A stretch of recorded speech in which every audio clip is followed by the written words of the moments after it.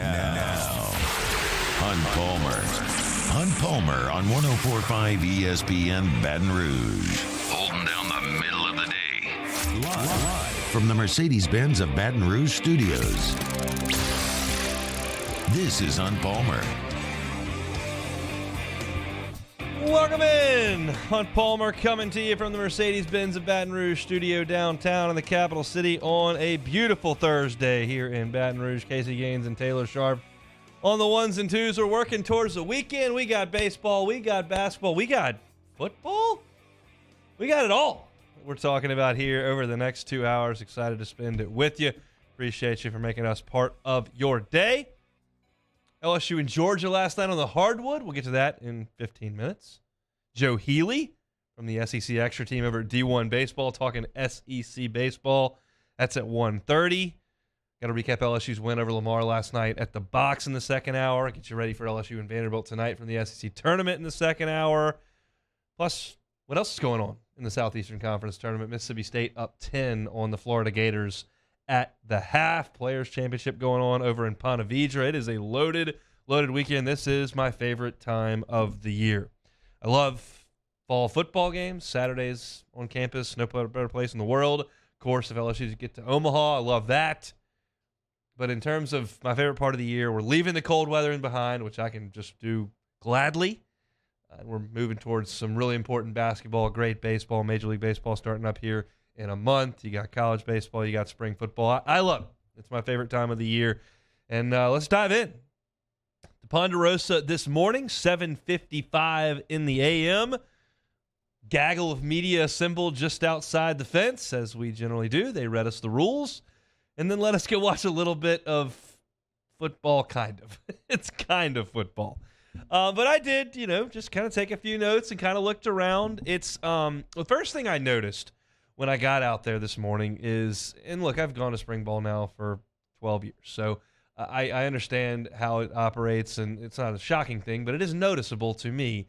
You get out there the first fall practice, I mean, whistles are blowing, coaches are yelling, guys are moving, they're sprinting between positions. It is crisp, it is smooth, it is moving. That's Les Miles, that's Ed Ogeron, that's Brian Kelly. It doesn't matter who the coach is, how good the team is. When you get out there in the fall to crank things up at the 1st of August, it is moving. And today was crisp and fairly efficient, but it's just down a couple of notches. You got some walk-ons out there. You've got some starters to be who aren't out there due to injury always. A lot of your signing class isn't there. You're lower on numbers. Maybe there are some new coaches with their first practice. Like it's just down a couple of notches. And it was very noticeable. So like they're standing around and kicking grass and not like the guys don't know where to go and the coaches are yelling at people. It's just everybody's relaxed a little bit more, I would say, out there. I spent most of my time this morning watching the defense. That wasn't necessarily because I found the defense far more interesting. It was because we could only stand on one side of the field, and I could walk like 60 yards and see the defense, or I could walk 180 yards and watch the quarterbacks do footwork drills, and I chose to walk to 50 yards and watch the defense. So that's just an open book here. I'm not suggesting there was something far more captivating on one field than the other. It was closer, and I kind of already know what the quarterbacks do. So I stayed on the defensive side of the ball and picked up a couple of things. One brought me back to a little bit earlier this week, and I have no pride. I have no ego. I'm just going to let you know how this happened. 2 days ago, I did a linebacker preview on this show. I had a whole page full of notes on linebackers. I had gone back to last year's roster because this year's wasn't published yet. I wrote all the names down, wrote some stats next to them, heights and weights, classes. I went to On3. I checked the transfer portal. I checked the early enrollees, the signing class, wrote those names down, heights and weights, had some notes, career history, just tons of stuff that I had written down. And I did a segment on the LSU linebacking core. And part of my segment was they feel a little bit thin at this position. I'm looking at the numbers, proving it just had some transfer out, some Mario Tolan moved on. It just feels a little light at linebacker. That was on Tuesday. I did a segment. On Wednesday, yesterday, I go on to Shreveport radio, as I've done every Wednesday since 2011 at 5:30, and was chatting with the guys, and somebody texted into that show and said, tell Hunt he did a whole segment yesterday on the linebackers and didn't mention the only returning inside linebacker starter, Greg Penn, in the entire segment. And he said, Hunt, is that true? And I thought to myself, and I went, that is definitely true. I did an entire linebacker segment and left out the one returning starter. He was out there today. I was like, I knew it looked a little bit thin when I went through it. I just whiffed. And I did put a caveat at the beginning of that segment going, I feel like I might have missed somebody because I'm rolling through, but this is what I miss Greg Penn. You do live radio for years and years and years. I'm only on year 2. Matt's on year 10. Hanny's on year 25 or 30, whatever it is. Sometimes you're just going to screw up, and I just flat missed on Tuesday with my linebacker segment. But it leads into the first thing that I saw today when they went on some very light 11-man defensive work with the whole unit out there chasing the ball. No pads on or anything, but I looked out, and right there's Greg Penn and Harold Perkins as the starting inside linebackers going through the drills. Harold Perkins is wearing number 4. He's standing next to Greg Penn. I think, as we kind of hypothesized, as Brian Kelly has said in the past, Harold Perkins' role is going to change a little bit entering this fall. Last year, he was kind of create the mismatch, go get him. We need to put him right on the right tackle because he can't guard him? Sure. Do we need to blitz him up the A-gap? Sure. Sometimes teams schemed him into the slot. But he was moving around a lot. And I think he'll move around some this year. But for the purpose of the first spring practice to go out there and set the first 11 to go out there, Harold Perkins and Greg Penn were your first 2. Right behind them were Omar Spates and West Weeks. And I will tell you, after doing that linebacker segment on Tuesday, and looking at the way things looked on my notebook paper and then seeing it today and then writing it down, Harold Perkins, Greg Penn with the 1s, Omar Spates and West Weeks with the 2s, that sounds a little bit better. Harold Perkins is a potential All-American first-round pick. Greg Penn was not an all-league player last year, had his ups, had his downs, was fairly steady, I would say, would be the word I would use to describe him. Omar Spates was a first-team All-Pac-12 player, and Wes Weeks is now a third-year college player with some starts under his belt and a lot of football under his belt last year, though it wasn't necessarily as a linebacker. That looks better. Would it surprise me if it was Perkins and Spates in the first one, or if it was Penn, Spates, and Perkins in the first one? No, it wouldn't. I think those are your first 3 guys, and then you got some guys that'll fill in behind them. But the first 2 guys running an inside linebacker today were Harold Perkins and Greg Penn. And no, I do not mean to sound like the guy who watches literally 20 minutes of the first spring football practice to sit here and tell you who the starter is. That's not the point. I'm just telling you where Harold Perkins was standing, and I found that interesting. Defensive line is really thin right now just on numbers because most positions, or I shouldn't say most, a lot of positions are thin in spring football. They were 10 years ago when the transfer portal didn't exist. Now that guys are transferring out by the truckload at the end of the football semester and not coming in some instances until the summer, it's even thinner in a lot of places. And defensive line is that way. Mason Smith was not out there today. Mekhi Wingo is not out there today. There were several players not involved in the workouts. Jordan Jefferson's not going to practice all year. I did not see Jalen Lee. I can't swear he wasn't out there. I'm trying to run through the numbers in my roster sheet that's sitting right here on my desk, and I'm going through, and I didn't see Jalen Lee. It was a thin group at defensive line. I did notice that Savion Jones was going through the drills first with the defensive line. And again, doesn't mean he's the starter. I'm just telling you now, I watched him go through the drills first, and feels like that's the guy that the staff kind of thinks and genuinely hopes emerges as the next star. B.J. Ojulari had a really good career here. Ali Gay had a really nice career at LSU. Savion Jones is next up. And the sincere hope, I think, from a lot of people involved is that he becomes the next star, the next leader, the next all-conference player, potential high draft pick. He hasn't realized that potential to this point. He's flashed it for sure. Now it's time for him to kind of take that mantle and be one of the leaders. Another note from the defensive side, Javian Toviano is a name that we talked about a ton in recruiting. He was one of the guys who committed late in the early signing period. He was one of the guys that you were kind of focusing in on as a fan base. Okay, who are the names that are left on the list that, okay, we think we might get – and Toviano was always part of that, and you thought you had a really good chance to land him, and LSU did. Now, he's thought of as kind of a hybrid in the secondary. He's smart. He's physical. He is not the fastest player on the field.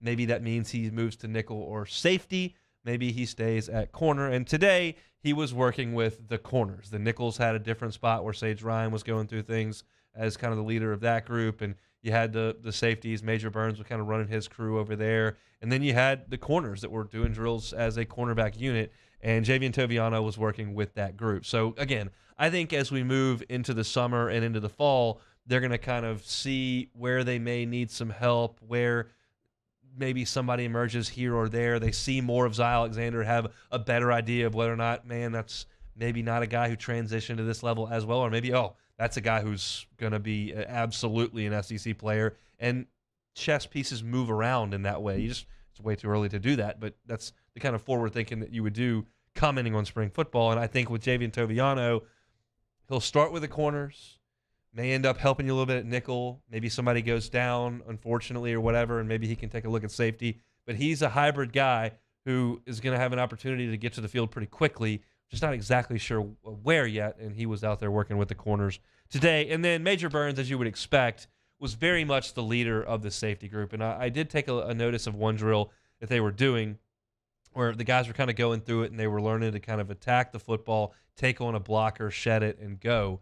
And they had Major Burns do it 3 straight times before anyone else did it. And he was talking with the coaching staff. There were 3 guys over there, and then he would go back and kind of talk with some of the younger players. He's now, graduated to, I'm kind of in control here. And it was very obvious they were having him demonstrate the drill 3 different times to show everyone how it's to be done. And that, to me, demonstrates that the staff has a real trust in him and that he knows what the heck's going on out there. And finally, you've got a situation where the defense is not hitting the ground running with a new defensive coordinator. Dave Aranda in 19, Bo Pelini in 20, Durante Jones in 21, House in 22, 4 years, 4 coordinators. Finally, for the first spring in 5 years, you're not trying to put in a new system. You're just having guys work on the system they've been indoctrinated into and what they need to do to fulfill their potential in it.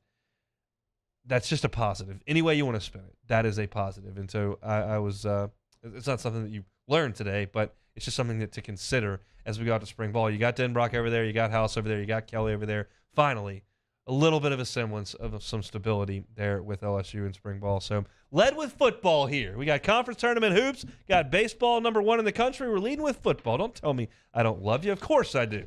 Those are my football notes from this morning out at the Ponderosa. LSU basketball got a win late last night in Nashville. We'll talk about it next on the Hunt Palmer Show. This is Hunt Palmer. In times of need, get a full list of phone numbers, websites, and other important emergency information on the Demco Stormwatch page at 1045ESPN.com. There it is, the extra mile, on the border of expected and extraordinary for those willing to go further, like vans customized for work or play, with safety and tech to keep you connected. Supported by a 5-star sales, service, and finance team. And backed by the 1-star you know. So go the extra mile. It's never crowded because so few have what it takes to go there. Mercedes-Benz Vans. Follow us on Twitter at 1045ESPN to cast your vote in the Citizens Bank and Trust Poll of the Day. Vote daily inside Off the Bench, anytime. Hunt Palmer. And after further review, Citizens Bank and Trust brings you the Poll of the Day via Twitter at 1045ESPN. Moon Griffon is back. The voice of Louisiana politics makes his return to Baton Rouge. Catch the Moon Griffon Show weekdays from 9 to 11 a.m. on Talk 107.3. Hi, I'm Brandon Landry, founder and CEO of Walk. Hi, my name is Dr. Craig Green. This is Ryan Terrio with HUDCORoofing.com. Hey, it's Matt Moscona. No matter how big your commercial roofing job, HUDCO can help. My patients come to me because they trust that I can get the job done at a high level. Ryan Terrio and Richard Tilley have the same level of trust when it comes to roofing. If you have a roofing issue, call HUDCO Roofing. Give us a call, 364-1007, and we'll come to your house and give you a free inspection. At Auctioner, we know healing is a team sport. That's why we've partnered with world-renowned orthopedic surgeon Dr. James Andrews to create the Ochsner Andrews Orthopedics and Sports Medicine Institute. Whether you're a professional athlete or a weekend warrior, our team of specialists are dedicated to getting you back in the game. So whatever your reasons are for reaching your personal best, we've only got one: you. Ochsner Andrews Institute. Long live you. Gulf Coast Office Products is a nationally recognized Savin office equipment dealer based right here in Louisiana. Over 100 employees strong, Gulf Coast has the boots on the ground to support all vertical markets, from education, engineering, legal, and finance. With the latest in office technology, from desktop to production segment units, Gulf Coast and Savin have the perfect fit for you. Call 225-756-2644. That's 756-2644 for Gulf Coast Office Products. I had to leave my parents. I had to move schools. I don't know anyone here. Everything keeps changing. Why is this happening to me? I'm sure glad you're here. Change a child's story. There's a child in foster care waiting for a volunteer like you.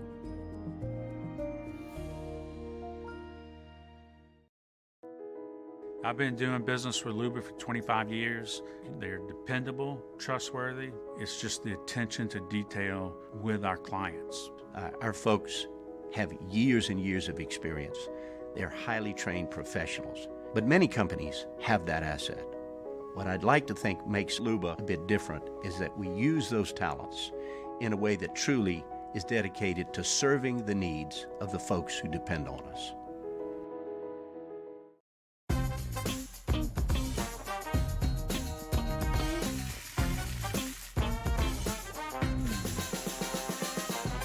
The best kept secret in town is out. Discover Tallulah at the Renaissance Hotel on Bluebonnet. Electricity is all around us, and our families depend on it. Every day is sparked by the power of a cold drink or... Charles Hannigrove, join us for the Friday edition of Handy Time. We start with Jimmy Ott's Game Time at 10 a.m. from Rafino's. Doug Thompson is with us to talk LSU baseball. Shay Dixon from On 3 with us to talk LSU football. Handy Time, noon weekdays, 104.5 ESPN Baton Rouge.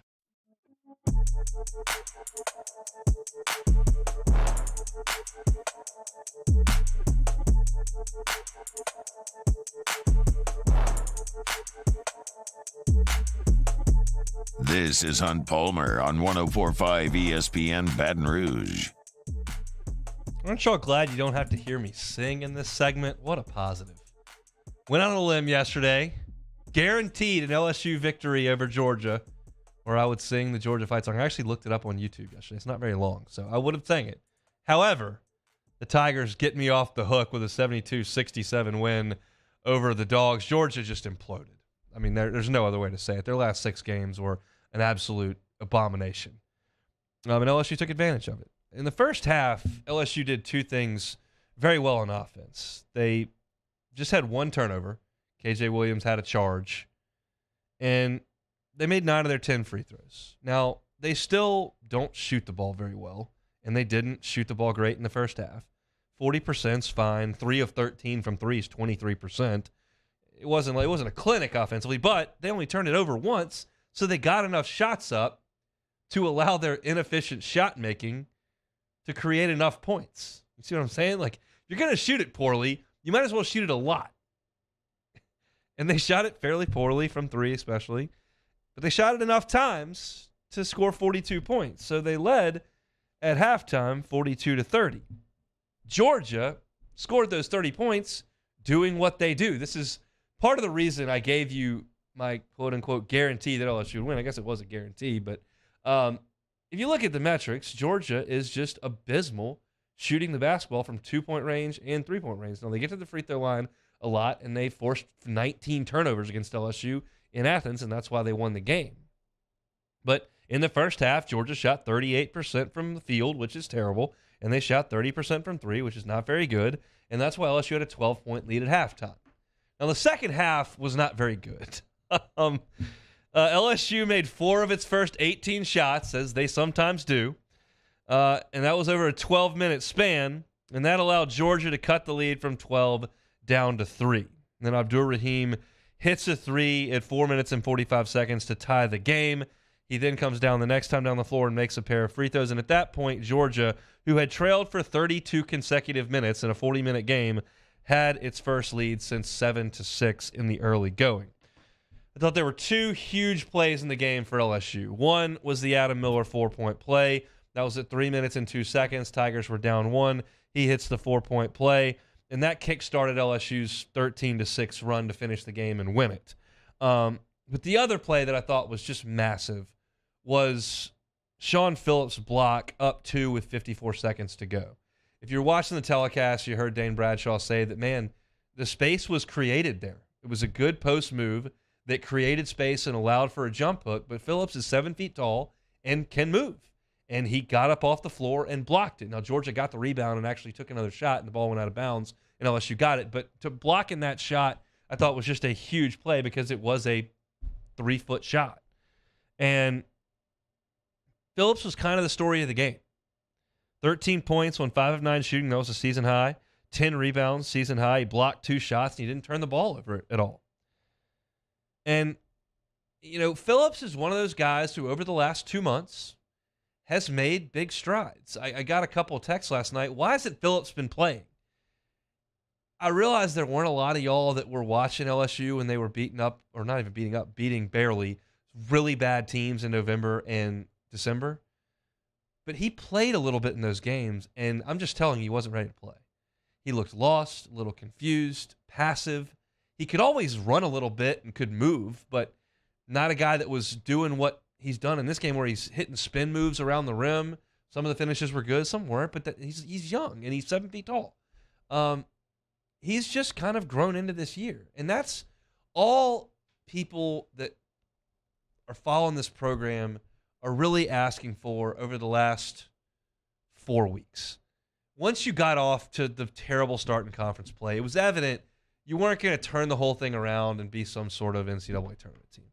But hey, that's okay in year one. Are there any pieces here that are going to show up and create some value for next year and the year after that as we push off here in the McMahon era? And Phillips was not really on that list in November and December, and not really in January. And then he kind of came on a little bit, and last night was pretty impressive.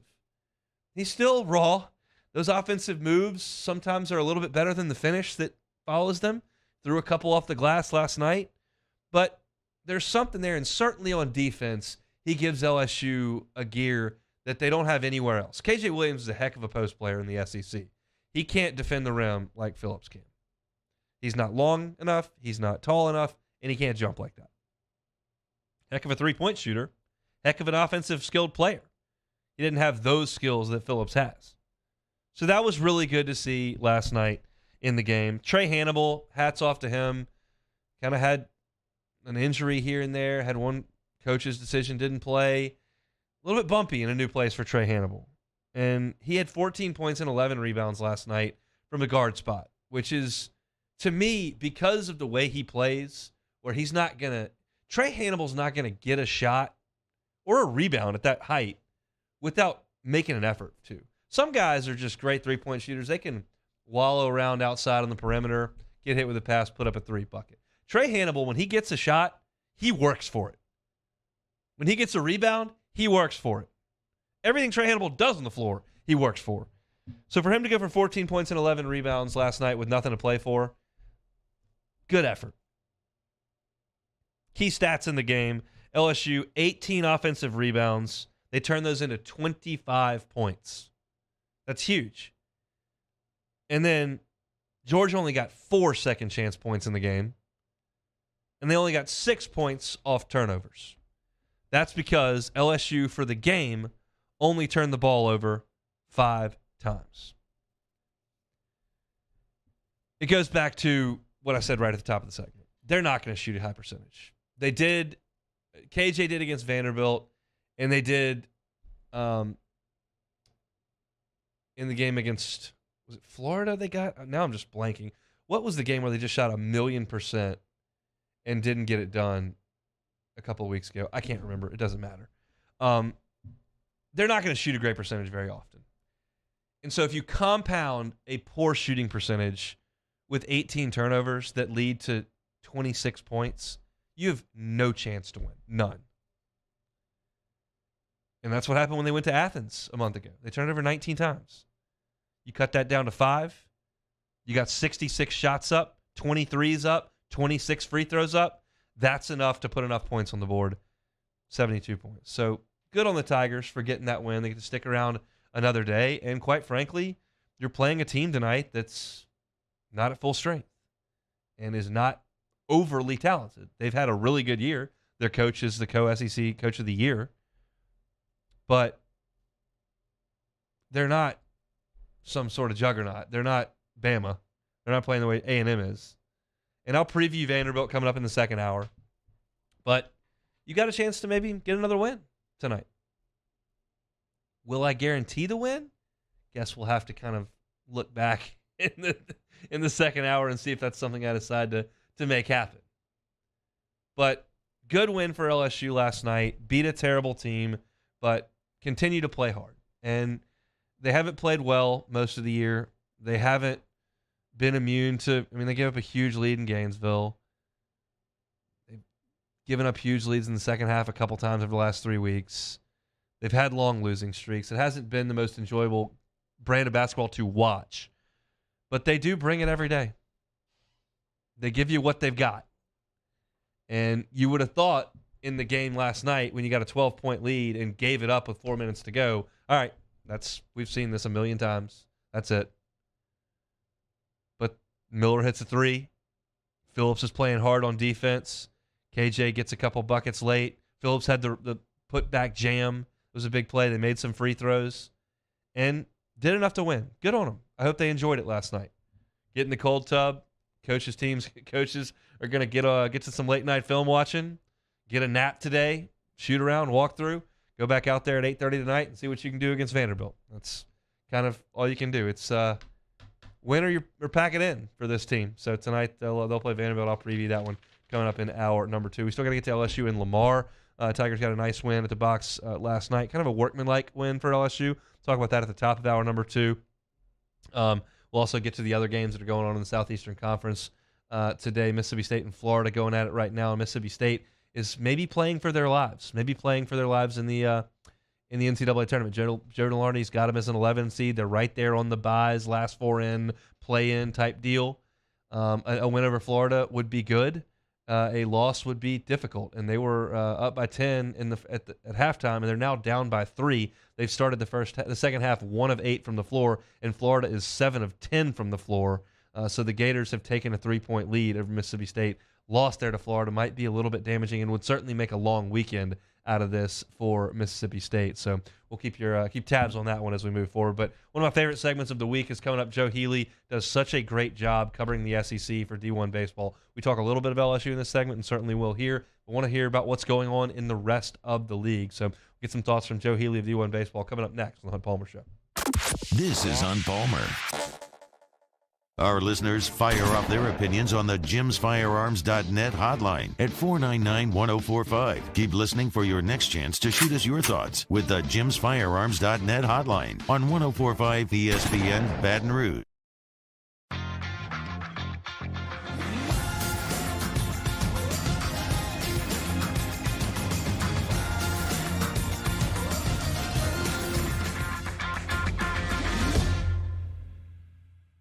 Bayou Chrysler Dodge Jeep Ram has $10,000 off new 2022 Ram 1500s. 2022 Ram 1500 trucks on our lot now with $10,000 off MSRP. All new Bayou vehicles come with a 1 million mile warranty. If you need sales or service, the crew at Bayou is going to do right by you. Hi, I'm Brandon Landry, founder and CEO of Walker. Hi, my name is Dr. Craig Green. This is Ryan Terrio with HUDCORoofing.com. Hey, it's Matt Moscona. No matter how big your commercial roofing job, HUDCO can help. My patients come to me because they trust that I can get the job done at a high level. Ryan Terrio and Richard Tilley have the same level of trust when it comes to roofing. If you have a roofing issue, call HUDCO Roofing. Give us a call, 364-1007, and we'll come to your house and give you a free inspection. Louisiana. It's a place defined by culture, by pride, by passion, by people who do more than love this place. They celebrate it, elevate it, champion it. They are the individuals who embody what makes Louisiana great. The companies that make Louisiana a better place to work and live. The nonprofits leading transformational change in our communities. Champions of Louisiana are all around us, and LWCC is proud to celebrate them because we've always been Louisiana loyal, supporting the workers, the innovators, the change agents of this great place we call home. Who are the champions around you? Together, we can share their stories. Together, we can help our home state thrive.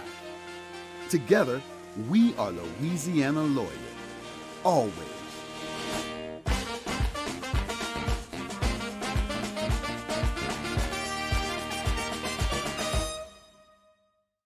At Ochsner, we know healing is a team sport.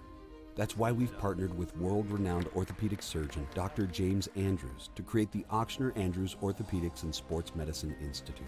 Whether you're a professional athlete or a weekend warrior, our team of specialists are dedicated to getting you back in the game. So whatever your reasons are for reaching your personal best, we've only got one. You. Ochsner Andrews Institute. Long live you. Gulf Coast Office Products is a nationally recognized Savin office equipment dealer based right here in Louisiana. Over 100 employees strong, Gulf Coast has the boots on the ground to support all vertical markets, from education, engineering, legal, and finance. With the latest in office technology, from desktop to production segment units, Gulf Coast and Savin have the perfect fit for you. Call 225-756-2644. That's 756-2644 for Gulf Coast Office Products. I had to leave my parents. I had to move schools. I don't know anyone here. Everything keeps changing. Why is this happening to me? I'm sure glad you're here. Change a child's story. There's a child in foster care waiting for a volunteer like you.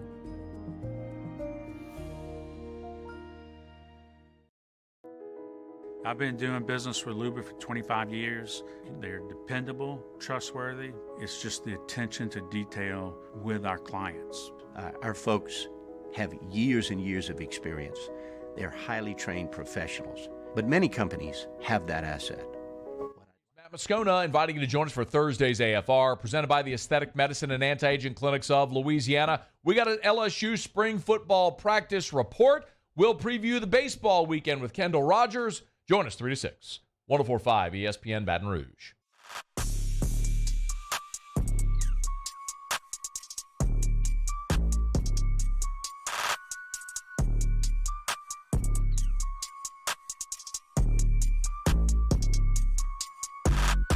You're listening to Hunt Palmer on 104.5 ESPN Baton Rouge. Just heard that promo. Matt will have Kendall Rogers on today in the normal Thursday slot. Of course, Kendall Rogers of D1 Baseball. Also of D1 Baseball, Joe Healy, part of the SEC Extra package. I was heading out to Denham Springs yesterday for a meeting. Caught the Highway to Hoover podcast from SEC Extra. It's Joe Healy and Mark Etheridge. They do a great job, so highly recommend you go check that out. Joe joins us on the Jim's Firearms Hotline now. Joe, how are you? Not too bad. I mean, kind of, not to look past anything, but the SEC play is upon us. So this weekend feels a little like for me and for the league, feels like a kind of a big, deep breath to kind of get ready for the gauntlet that's in front of us. Yeah, they do that every November, right before rivalry weekend in football. Everybody kind of steps out, and then they get into their big rivalry week. And this is kind of that. It's going to be the last dress rehearsal for most. I just want to lead with this question because I feel like I have a pretty good handle on everybody in the SEC West except Alabama. I just don't know. What do you think as they're just blowing everybody out? Because expectations, I don't think, were super high in Tuscaloosa, and they've gotten off to a great start. Yeah, we had them ranked in the preseason, we being D1 Baseball, and I think people kind of looked weird at us, like kind of like a dog when it tilts its head at you. I think that was kind of the reaction, and we felt pretty steadfast in it. And so far, I think we've been validated. I will admit that the competition's not been great. They've played one of the softer, if not the softest schedule among SEC members so far. But don't just take it from me or from their record or anything like that. I mean, I've had conversations with coaches and others at D1 baseball have already this season, coaches who have seen Alabama, who have played Alabama, and they say that this team is for real. And the thing that I'm hearing most positively about them is actually on the pitching side. Last year, it was a team that had a steady rotation that kept them in games and battled and, did everything you'd want them to do, but weren't overpowering. And then the bullpen was a real coin flip. And this year, all that has kind of flipped. They've got real stuff in the rotation. Grayson Hitt, Ben Hess are both high-end potential draft picks in, Hitt in this season, Hess next year. And the bullpen is extremely deep. That's the thing I've gotten the most positive feedback on with Alabama is that, we keep waiting for, I talked to a coach who said, we kept waiting for them to bring out a right-hander throwing 89 miles an hour, and it just never happened. Like it was just dude after dude after dude after dude. And they've got a 2.56 ERA, so I don't really care what the competition is. If you're holding Division I hitters to 2.56, a 2.56 ERA, like you're doing a pretty good job. Now they jump in the deep end. They play Florida opening weekend of SEC play in a couple weeks. I'll be there for that series. But I think we'll learn a lot about them in that weekend. I think this team is for real. I think they're probably closer to being in the host conversation they are to being a bubble team. We'll have to see. It doesn't take much for stuff to get sideways on you in the SEC, but you have to like what you've seen so far. Yeah, everybody's kind of stepped, as you talking in the deep end at some point, and LSU probably not as much as some others, but Alabama just has not yet. And so I'm impressed with the scores and obviously the stuff that jumps out, but it's just I got to see it in SEC play, and we'll get our chance next week. You mentioned Florida. They've been good on the weekends. A couple of midweek games have gotten real high scoring for them.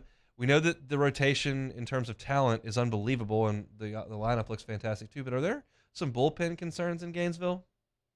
There are, but I will throw a couple caveats there. One is that they've played 2 midweek games every week so far, which, hey, that coaching staff knows more about putting a schedule together than I'll ever, they've forgotten more than I'll ever know. But that seems like a interesting choice to do 5-game weeks your first 3 weeks. So I guess you get a look at everyone. I guess it's the positive spin. So it should be said they've lost a couple of midweek games. They've always been in the second game of the weekend. Now, counter argument is that, that other team was also playing 2 weekend games because in each case they played the same team twice.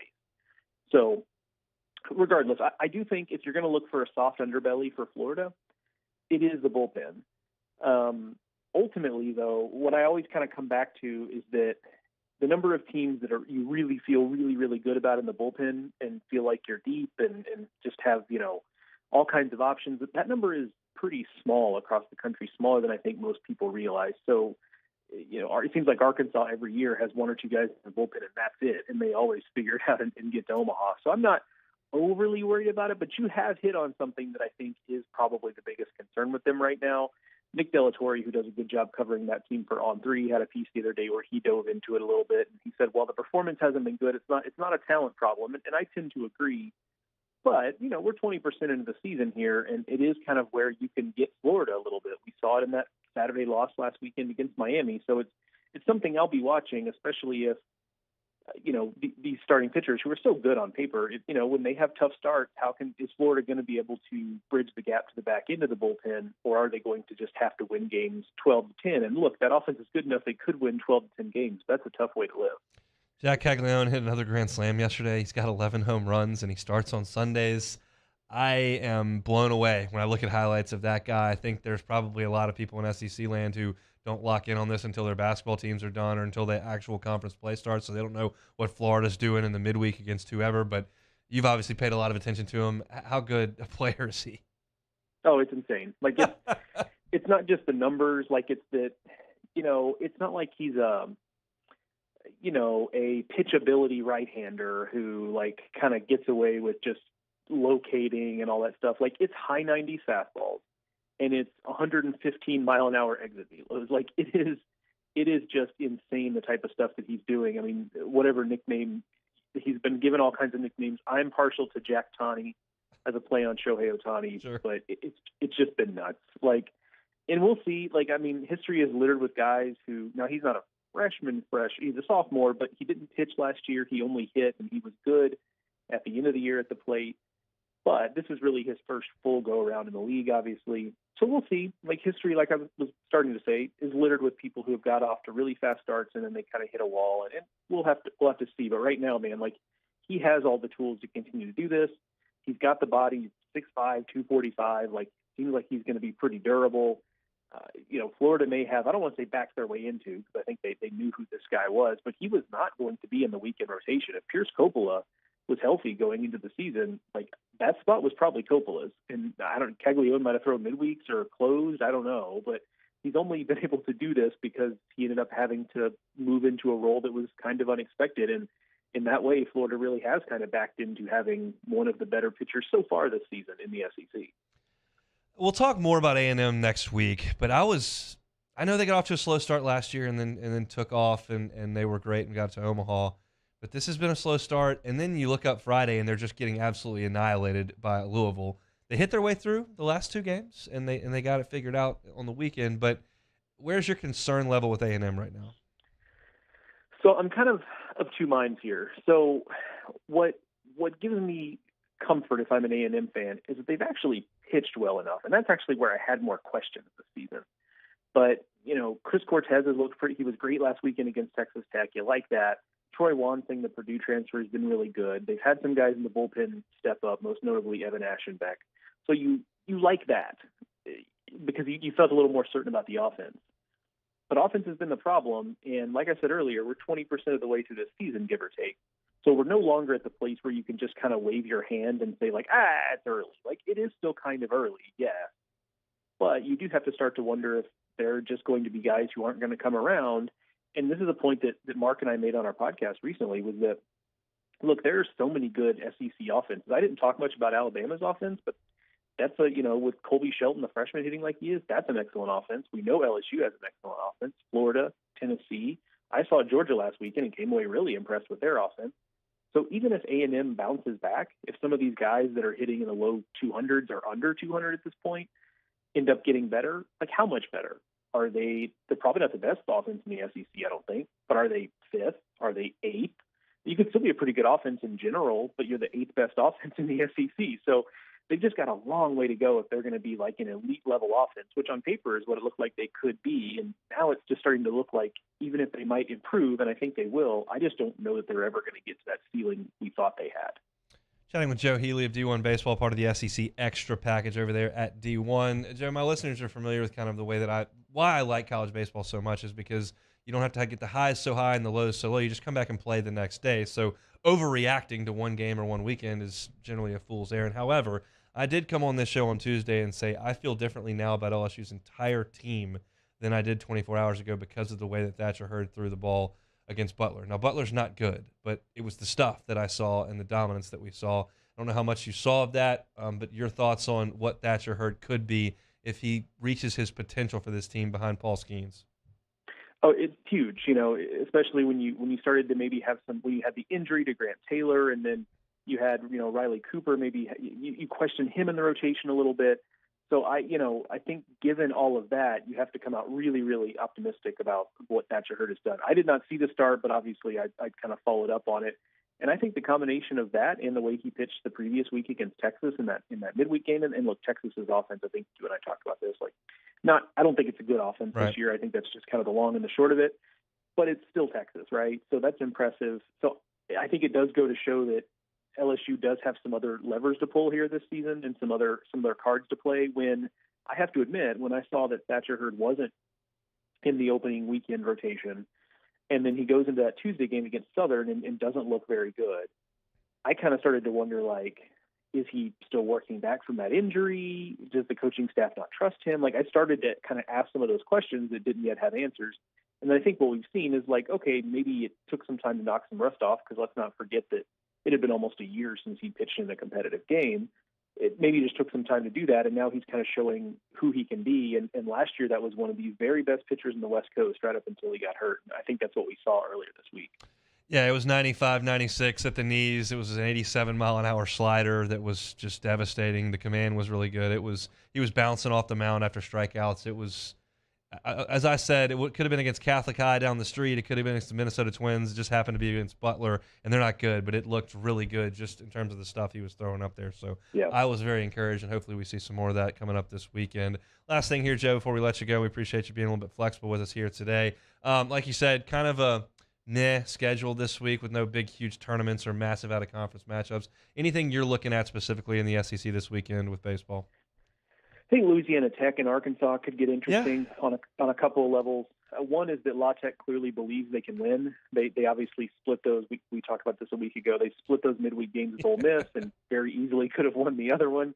I don't think we need to relitigate the rain and weather situation there. I think people know what we're talking about when we say that. But so they believe they can win. And back in 2021, Arkansas went to Ruston, and La Tech got a game in that series, and they took another one to 10 innings. And that ended up being a Louisiana Tech team that hosted a regional, obviously, and playing this series. And Fayetteville was a whole different animal. I get it. But I think the most important thing when you're a mid-major program like that going into an SEC environment is belief that you can win. And La Tech clearly has that. And on the other side of it, like Arkansas, the record is good. They have some quality wins, but they're kind of struggling on the mound. I mean, you started off the season with losing Jackson Wiggins. Since then, they've lost Brady Tigert for another 5 weeks. He's one of their better bullpen arms, obviously. And then just yesterday, there was news came down that Cody Frank, who was a transfer from Nebraska and who's been their best reliever this year, is out for the season. And so they're already working from a pretty thin pitching staff. And La Tech's not the most physical offense, but they're a veteran offense. Like they know what they're doing on that side of the ball. And so these could be some high-scoring games, and Arkansas is built to win games like that. So I don't think it's the worst thing in the world, but I would not be shocked if that whole weekend is just a real slog for Arkansas to try to get through.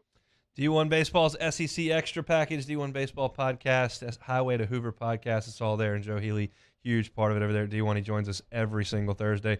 Joe, thanks. We'll do it again talking conference games next week. Yeah, man. Appreciate it. Talk to you then. He is Joe Healy. Love our chats on Thursdays. Just talking some SEC baseball. As you mentioned right there, Arkansas down 3 pitchers at this point. And LSU does get them early in SEC play. That comes up in week 2. So they'll be still pretty compromised on the mound when they come to Baton Rouge. Come back and close out hour number 1. Get you some scores from college basketball, maybe an update from the players as well. Loads to get to in the second hour as well with LSU basketball tonight. Still got to recap LSU and Lamar from last night. So plenty to get to. Strap in. It's a Thursday edition of the Hunt Palmer Show.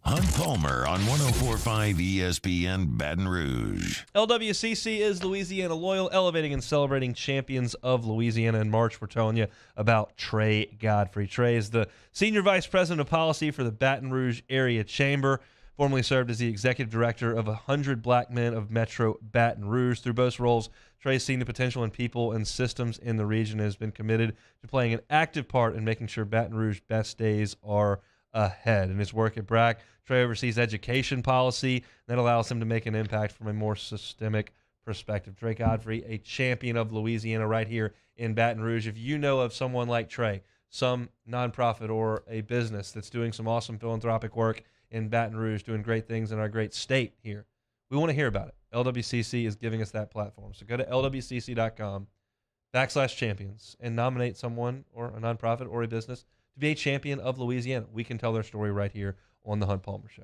Trey Godfrey, March's Champion of Louisiana, presented by LWCC.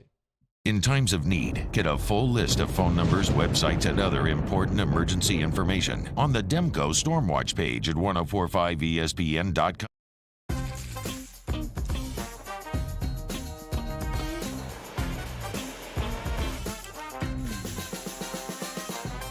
The best kept secret in town is out. Discover Tallulah at the Renaissance Hotel on Bluebonnet. Bayou Ford has the new inventory to get you in a new Ford truck or SUV today, or customize your next vehicle just the way you want it. All new Bayou Ford vehicles come with a 1 million mile powertrain warranty. The crew at Bayou Ford is going to do right by you.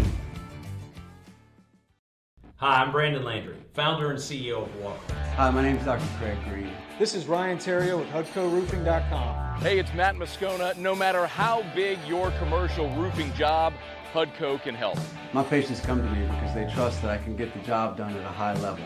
Ryan Terrio and Richard Tilley have the same level of trust when it comes to roofing. If you have a roofing issue, call HUDCO Roofing. Give us a call, 364-1007, and we'll come to your house and give you a free inspection. At Auctioner, we know healing is a team sport.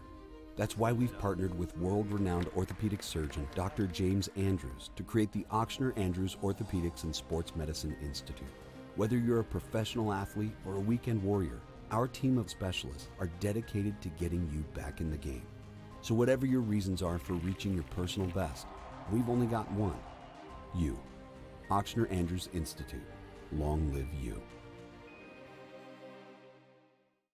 Gulf Coast Office Products is a nationally recognized Savin office equipment dealer based right here in Louisiana. Over 100 employees strong, Gulf Coast has the boots on the ground to support all vertical markets, from education, engineering, legal, and finance. With the latest in office technology, from desktop to production segment units, Gulf Coast and Savin have the perfect fit for you. Call 225-756-2644. That's 756-2644 for Gulf Coast Office Products. I had to leave my parents. I had to move schools. I don't know anyone here. Everything keeps changing. Why is this happening to me?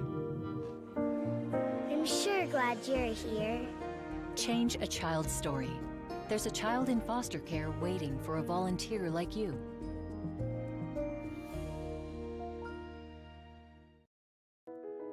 I've been doing business with Luba for 25 years. They're dependable, trustworthy. It's just the attention to detail with our clients. Our folks have years and years of experience. They're highly trained professionals, but many companies have that asset. What I'd like to think makes Luba a bit different is that we use those talents in a way that truly is dedicated to serving the needs. Charles Hannegriff, join us for Jimmy Ott's Game Time from Jolie Pearl in downtown Baton Rouge. It's college basketball, and college basketball. Throwing a little golf, too. Jimmy Ott's Game Time, 6 p.m. weeknights on 104.5 ESPN Baton Rouge.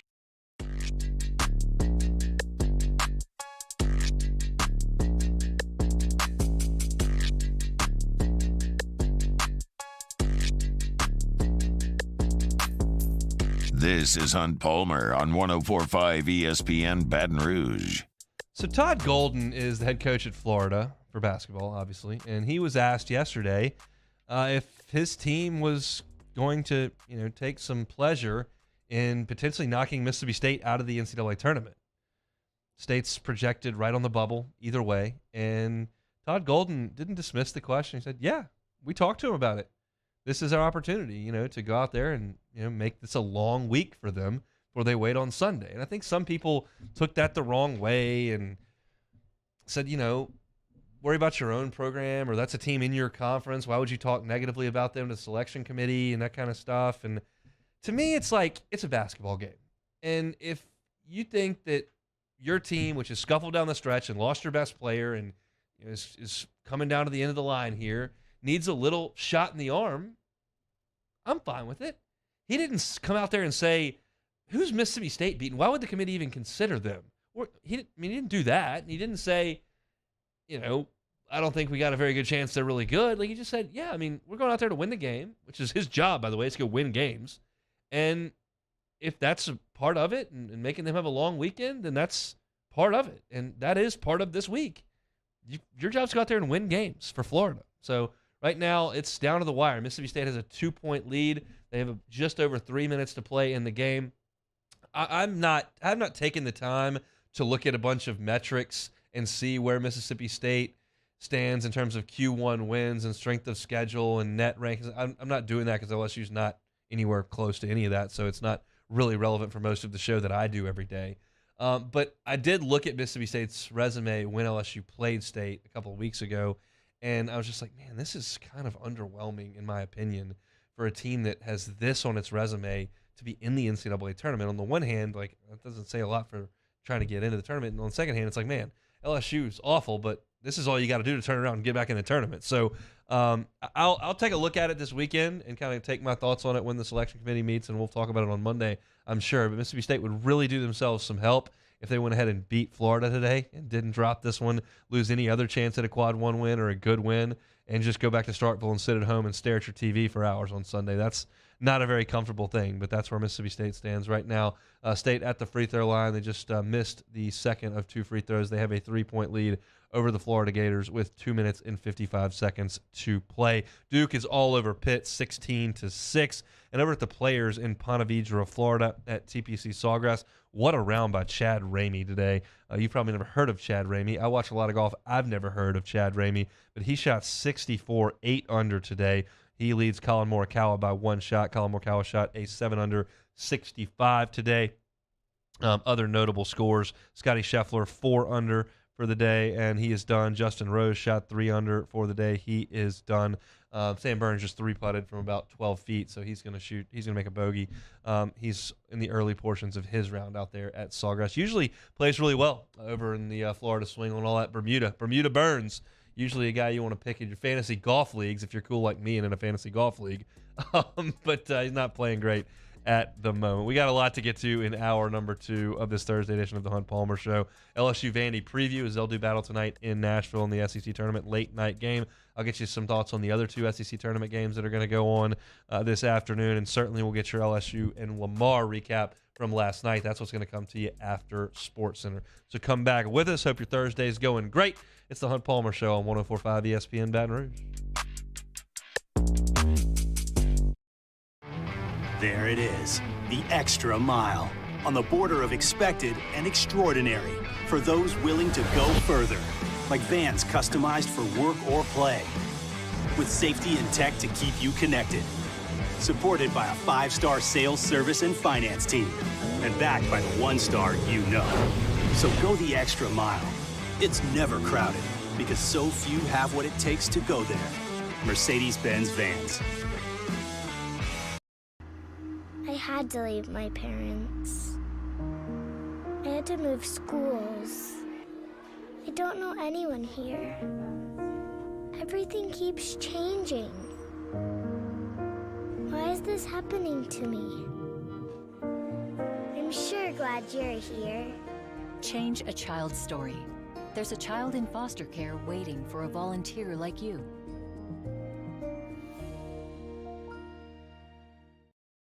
Louisiana. It's a place defined by culture, by pride, by passion, by people who do more than love this place. They celebrate it, elevate it, champion it. They are the individuals who embody what makes Louisiana great. The companies that make Louisiana a better place to work and live. The nonprofits leading transformational change in our communities. Champions of Louisiana are all around us, and LWCC is proud to celebrate them because we've always been Louisiana loyal, supporting the workers, the innovators, the change agents of this great place we call home. Who are the champions around you? Together, we can share their stories. Together, we can help our home state thrive. Together, we are Louisiana loyal. Always.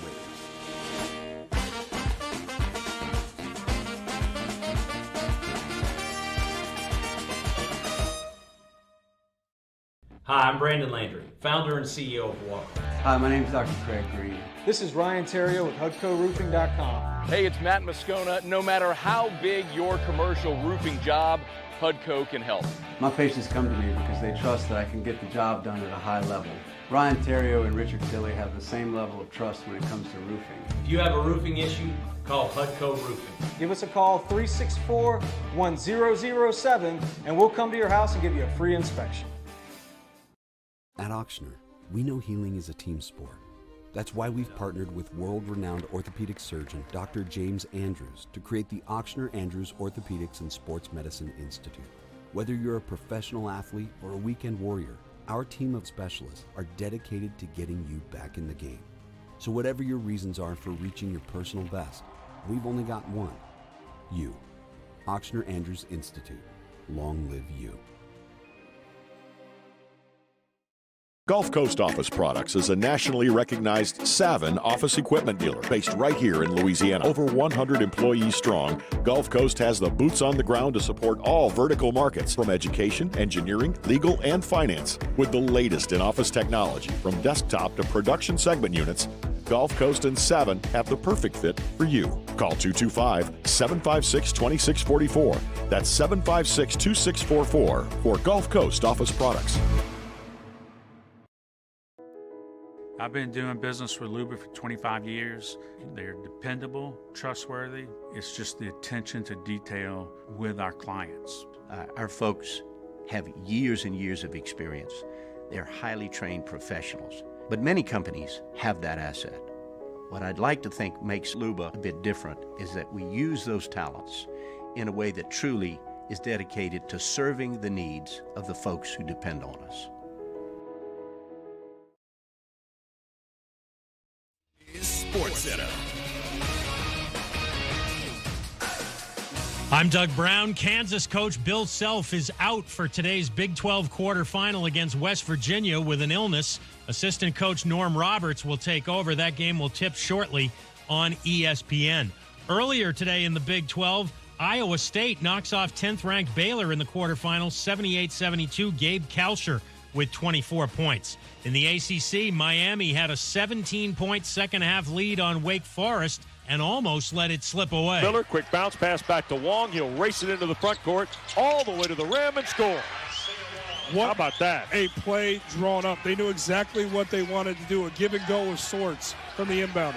West Durham and Jordan Cornette on ESPN Radio. 14th-ranked Miami holds on for a 74-72 quarterfinal win.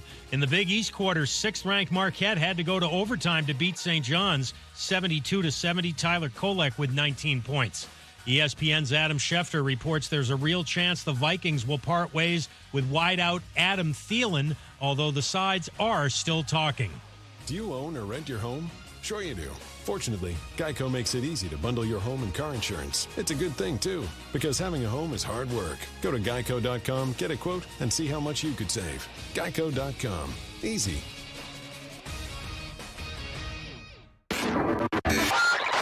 Now, Hunt Palmer. Hunt Palmer on 104.5 ESPN Baton Rouge. Holding down the middle of the day. Live from the Mercedes-Benz of Baton Rouge studios. This is Hunt Palmer.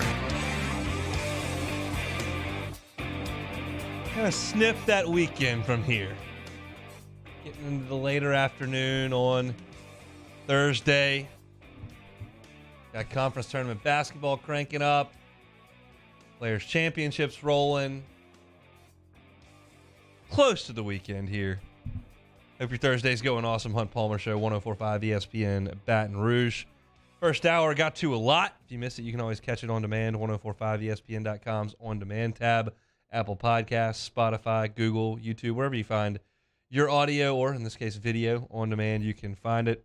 Open things up, talking spring football. Gave my observations from 20 minutes out there, watching them run around a little bit this morning. Gave my thoughts on LSU beating Georgia last night in the SEC tournament. Talk about Vanderbilt here in 15 minutes. Joe Healy from D1 Baseball's SEC Extra Package, always great. He was with us at 1:30 talking all things SEC baseball. Speaking of, LSU got a midweek win last night, a workmanlike win over a solid Lamar team. 9-2 was the final. LSU improves to 12-1, dropping Lamar to 10-3. And got word yesterday that Christian Little was going to start, and thought, okay, that's interesting. And I'm not telling you that it's impossible for Christian Little to become a weekend starter for LSU. He certainly had that pedigree coming out of St. Louis to Vanderbilt as a guy who had all kinds of upside, starting pitcher potential, weekend starter guy, one of the true elite Vanderbilt talented guys, the guys we've known for years there. Leiter, Rocker, Price, and I'm blanking on names. I'm thinking Fulmer and some of those guys, Beatty, that were so good, and Bueller. And Christian Little had that kind of pedigree coming out of high school. He early enrolled and never quite panned out at Vanderbilt. He just didn't quite excel into that role. He got a start against LSU last year in the last regular season weekend of the year, and Dylan Cruz took him deep twice, and LSU knocked him around a little bit. But he's always been a very, very talented pitcher. And you've seen that early in his time in Baton Rouge. He's come in late in games and just been absolutely nasty. And he was nasty in Austin. And he kind of looks like the closer type. But I said after the Texas game, I said, look, I'm not telling you that he's going to come in the ninth inning to close games when LSU's winning. I think there's an opportunity to use him a little more extensively than that in some different high-leverage spots. So to me, and this is not something I'd heard from anybody, this is just my speculation and opinion on the matter, is that Christian Little was given an opportunity to start last night because Jay sees value in stretching guys out, one, as potential starting pitchers, and two, as potential linked guys out of the bullpen. Let me give you an example of a hypothetical. LSU goes to College Station next week, and through 6 2/3 innings, so with 2 outs in the 7th, LSU's clinging to a 2-0 lead over A&M. Had trouble swinging the bats a little bit, but you scratched 2 runs across. Skeens has worked into the 7th inning. His pitch count is 124. And you think you need to go to the bullpen. And it's the 7th inning. Christian Little threw 56 pitches last night and was incredibly effective. Why not go to him right then and say, hey, finish it? If you're a one-inning guy, just to use some LSU names, Nick Goody was a one-inning guy as a closer. Matty Ott, for the most part, especially his freshman year, was a one-inning guy. Now, he got stretched out a little bit down the line, and there were certainly some outings in his freshman year, but he was mainly a one-inning guy. Major league closers you think of as one-inning guys. Well, why do I have to go through some lesser pitchers to get to Little and maybe give it up in the 7th right there or the 8th? So it's just going to him. And if I use Christian Little in this spot, on this hypothetical Friday, and I go to Skeens and I hand it to Little and he gets out of the 7th and he comes out for the 8th and he ends up getting me 7 outs, yeah, he may not be available for the next day, but I've still got plenty of guys that are capable of going out there on Saturday, but I've got a win in my back pocket.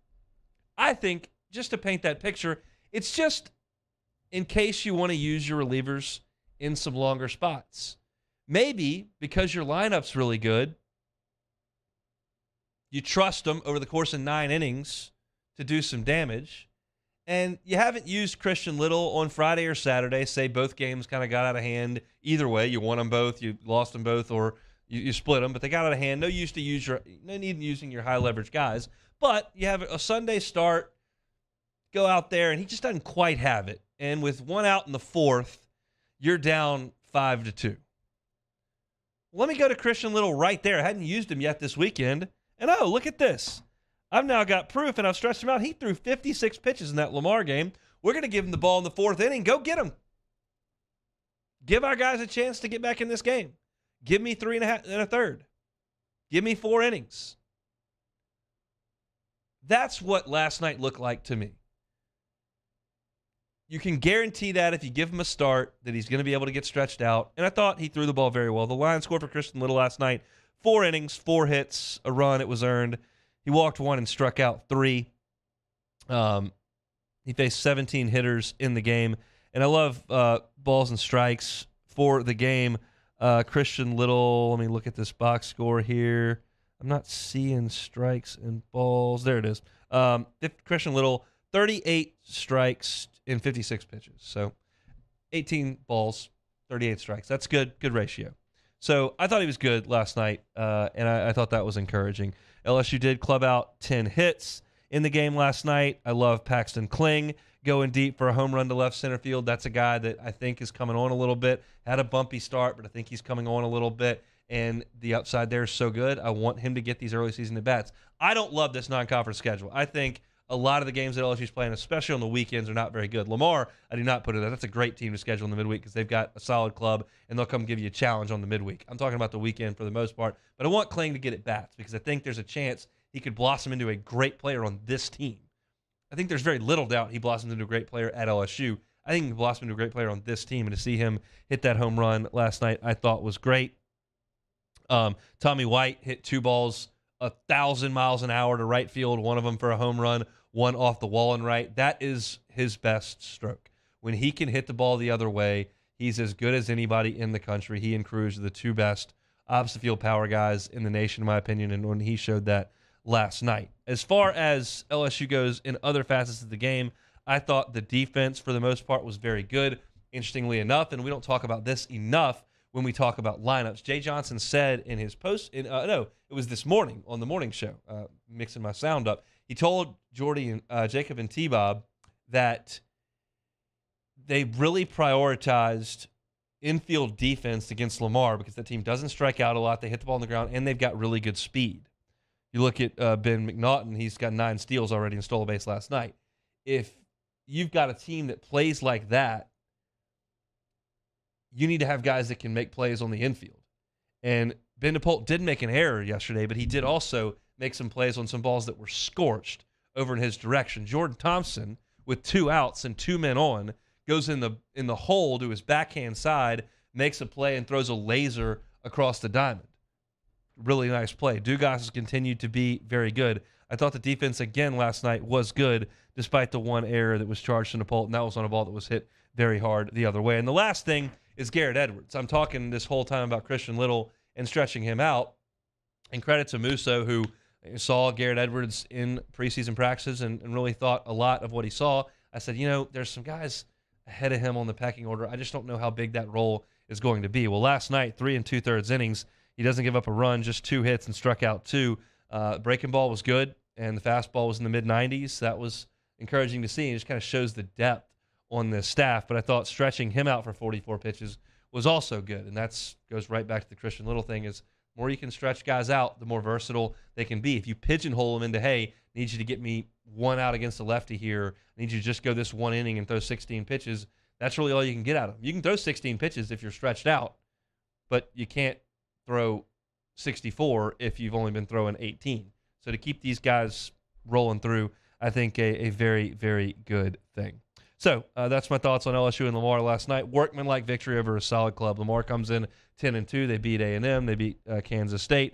They've been a solid team. Took it on the chin a little bit over the weekend against Penn, but LSU had a good team coming in, and they did a nice job to win that game 9-2 and move to 12-1 overall as they go into the final dress rehearsal coming up this weekend against Samford from over in Alabama. Checking in once again on the SEC tournament. Got 2 minutes and 12 seconds to play in that one. Mississippi State leads by 5. Bulldogs desperately trying to get another win, trying to punch their ticket to the NCAA tournament. Florida just trying to play it out and see if maybe they can squeak into the NIT. Sans their best player, we shall see. But again, Mississippi State with a 5-point lead. We'll keep you updated on that as we move forward. When we come back, I'll get you ready for LSU and Vanderbilt tonight from Nashville. It's the Hunt Palmer Show. This is Hunt Palmer. Our listeners fire off their opinions on the jimsfirearms.net hotline at 499-1045. Keep listening for your next chance to shoot us your thoughts with the jimsfirearms.net hotline on 1045 ESPN Baton Rouge. At Auctioner, we know healing is a team sport. That's why we've partnered with world-renowned orthopedic surgeon Dr. James Andrews to create the Auctioner Andrews Orthopedics and Sports Medicine Institute. Whether you're a professional athlete or a weekend warrior, our team of specialists are dedicated to getting you back in the game. So whatever your reasons are for reaching your personal best, we've only got one. You. Auctioner Andrews Institute. Long live you.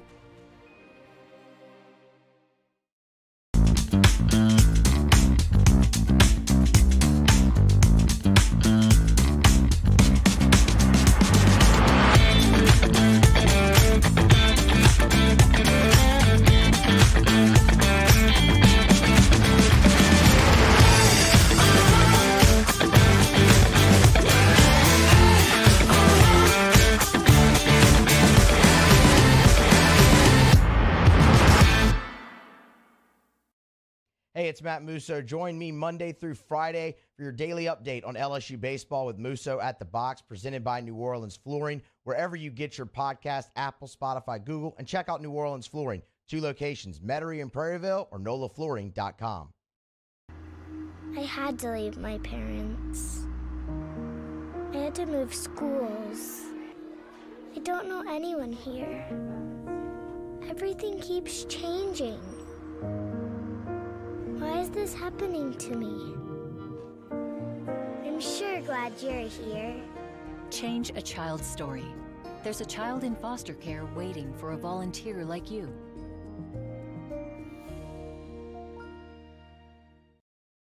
Louisiana. It's a place defined by culture, by pride, by passion, by people who do more than love this place. They celebrate it, elevate it, champion it. They are the individuals who embody what makes Louisiana great.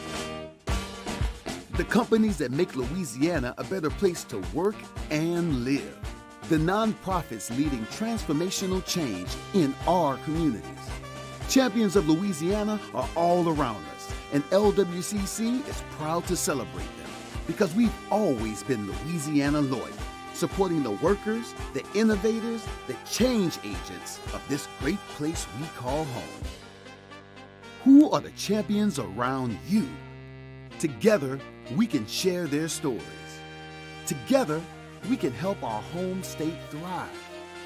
Together, we are Louisiana loyal. Always.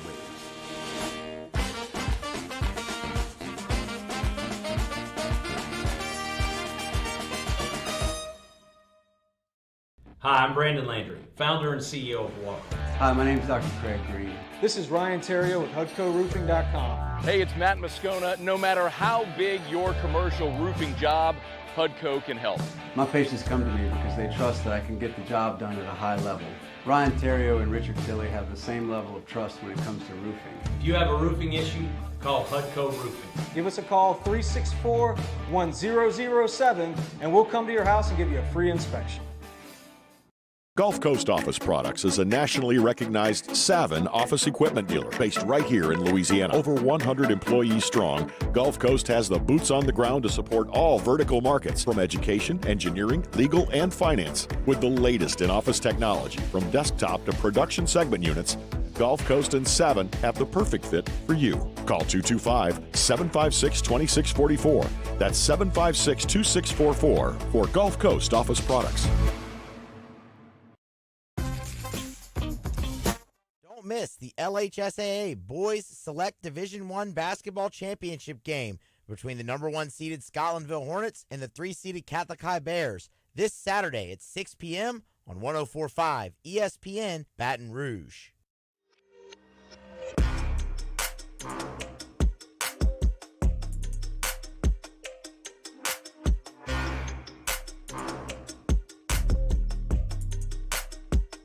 You're listening to Hunt Palmer on 104.5 ESPN Baton Rouge. You know, the great clutch performers in sports history, Michael Jordan, Tiger Woods, Joe Montana. Talk about being able to block things out and just focus on the task at hand, getting things done. I mean, the same could be said for me, not even noticing that Mississippi State and Florida went to overtime while I was talking about extending Christian Little in the midweek against Lamar. When you've got an important message like that to deliver, you can't be paying attention to the SEC basketball up here on the TV. You got to be focused and locked in on your point and making it happen.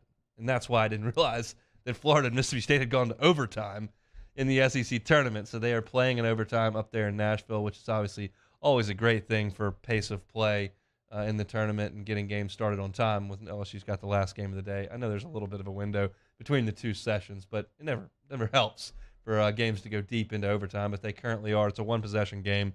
Florida just went to the free throw line, so it's tight inside 30 seconds to play in Nashville between Mississippi State and Florida. In fact, it is a one-point game now. LSU and Vanderbilt tonight. It'll be the late game, as I mentioned. LSU there by virtue of beating the Georgia Bulldogs. They will take on Vanderbilt in their home city of Nashville. Vandy 18-13 on the year, 11-7 in league play. The only issue with giving you that is that Liam Robbins was a pretty huge part of that, and he broke his leg last week. He is the best player Vanderbilt has. Vanderbilt's leader in points per game, blocks, rebounds, free throw attempts, makes. In the game in the PMAC a couple weeks ago, he had 23 points, 11 rebounds, and 9 blocks against LSU. He's the defensive player of the year in the conference. He is an exceptional player for Vanderbilt, of course, transferred in from the Big Ten, and they will be without him. However, they were without him when they scored on Saturday, and they scored 77 points on Mississippi State.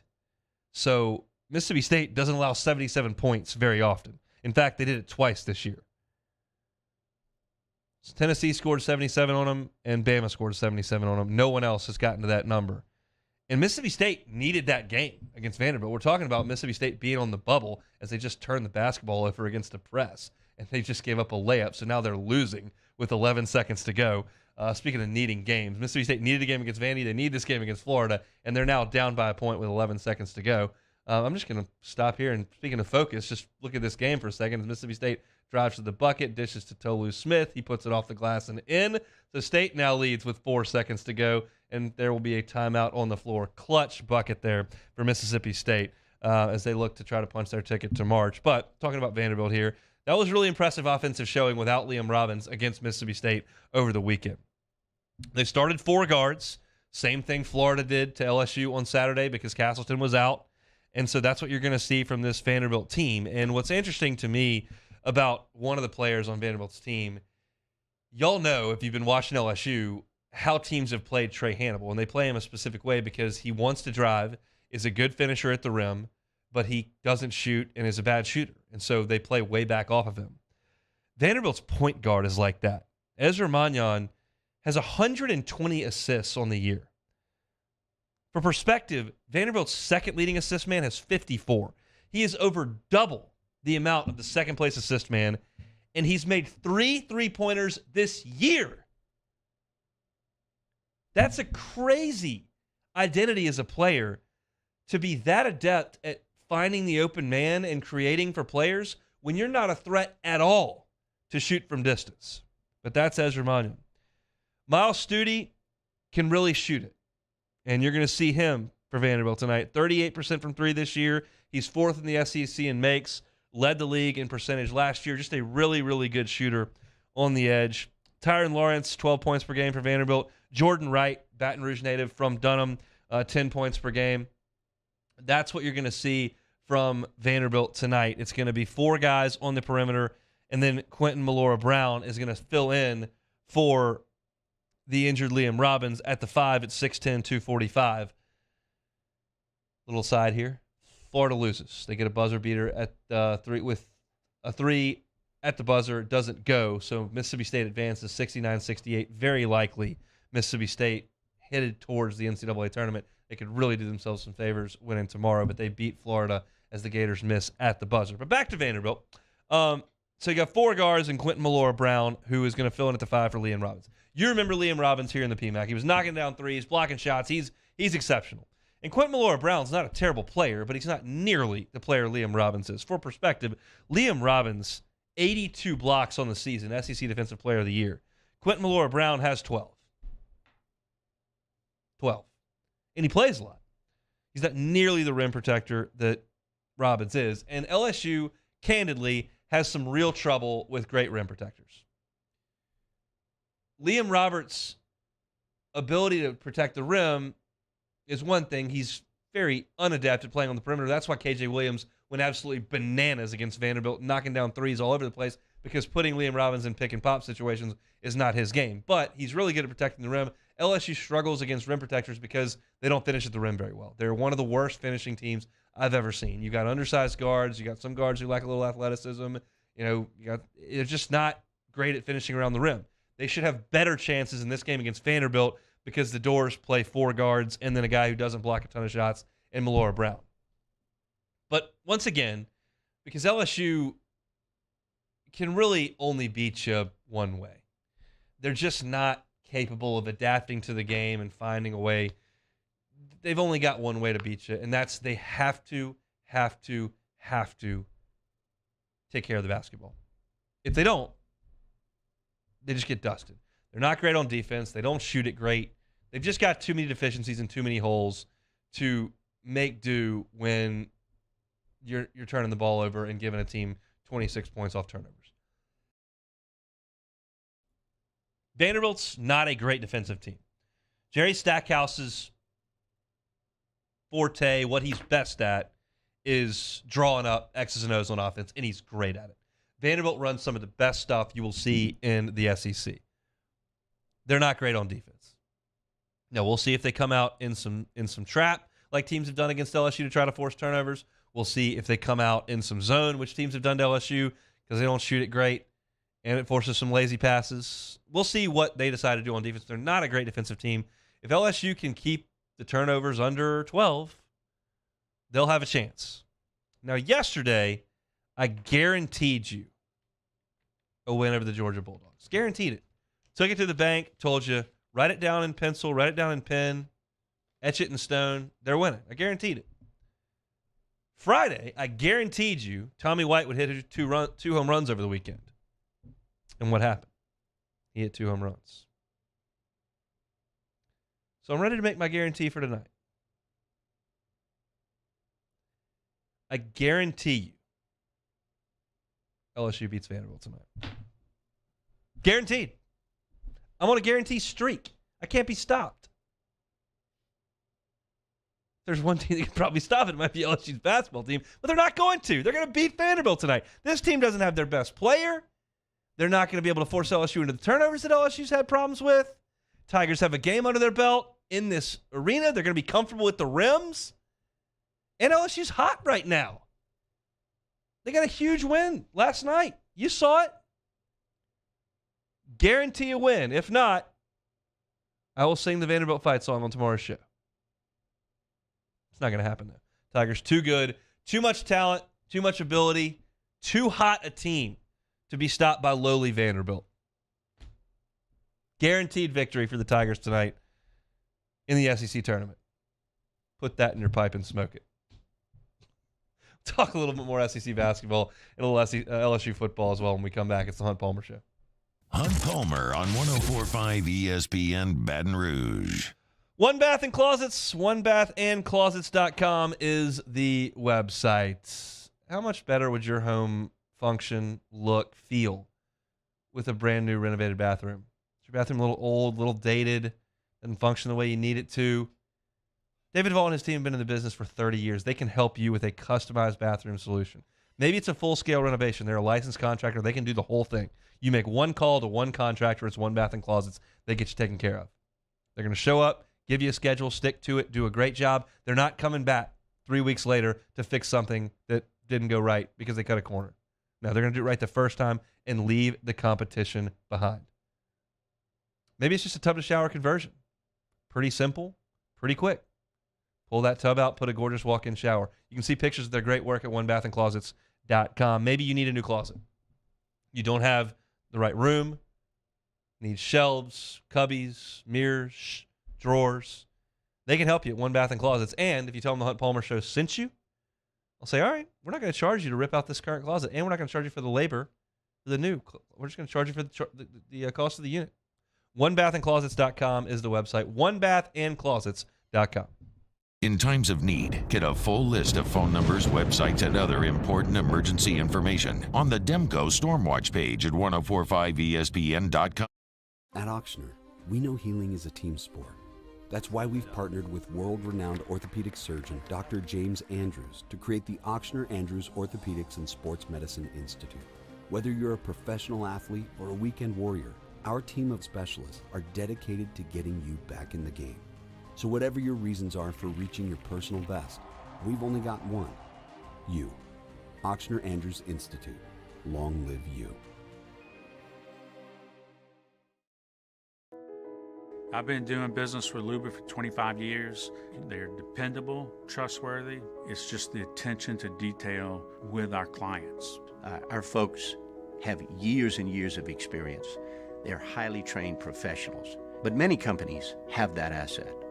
What I'd like to think makes Luba a bit different is that we use those talents in a way that truly is dedicated to serving the needs of the folks who depend on us. I had to leave my parents. I had to move schools. I don't know anyone here. Everything keeps changing. Why is this happening to me? I'm sure glad you're here. Change a child's story. There's a child in foster care waiting for a volunteer like you.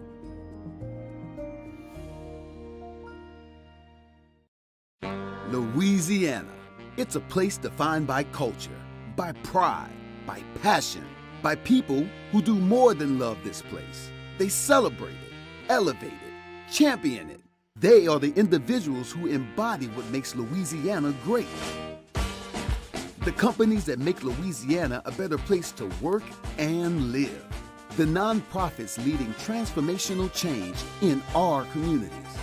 Champions of Louisiana are all around us, and LWCC is proud to celebrate them because we've always been Louisiana loyal, supporting the workers, the innovators, the change agents of this great place we call home. Who are the champions around you? Together, we can share their stories. Together, we can help our home state thrive. Together, we are Louisiana loyal. Always.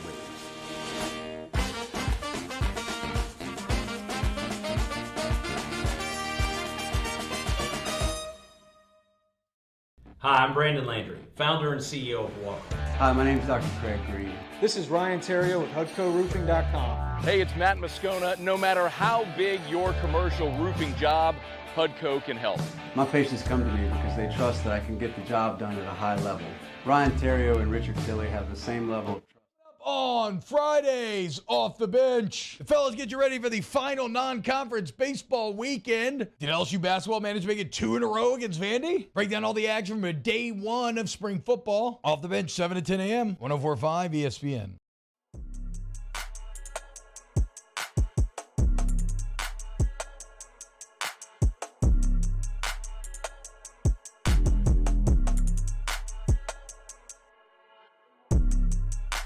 This is Hunt Palmer on 104.5 ESPN Baton Rouge. LSU spring football cranked up today. We were out there for 20 minutes taking some things in on the Ponderosa. As I mentioned at the top of the show when I went through my observations from today, I spent most of my time with the defense. They were more accessible and I thought a little bit more interesting to my eye. But one of the things that I didn't get to see was, especially way down the end of the other end of the field, was the offense and specifically the running backs. And it was a light running back crowd. You did not see Armani Goodwin out there. You did not see John Emery out there.